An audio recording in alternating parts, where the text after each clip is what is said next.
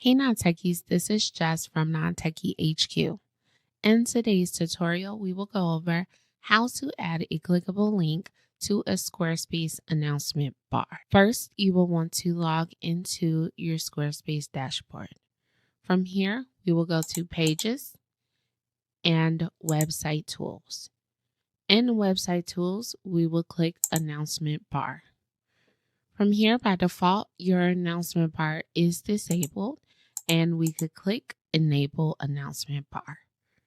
From here, you have two options for adding a link. If you wanted to add a link to the entire bar, you can add the link here, and that will make this entire bar clickable to where if a customer clicks it, it will go to the link provided. If you wanted to add a link to a portion of the announcement bar, you can highlight what you want the link to be attached to and click link.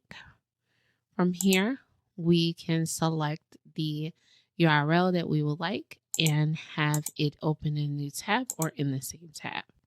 And from here, we'll click save. And now you'll see in your announcement bar, there's a link that is set for that.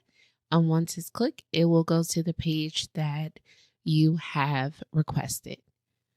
So that is how to add a clickable link to a SquareSpace announcement bar.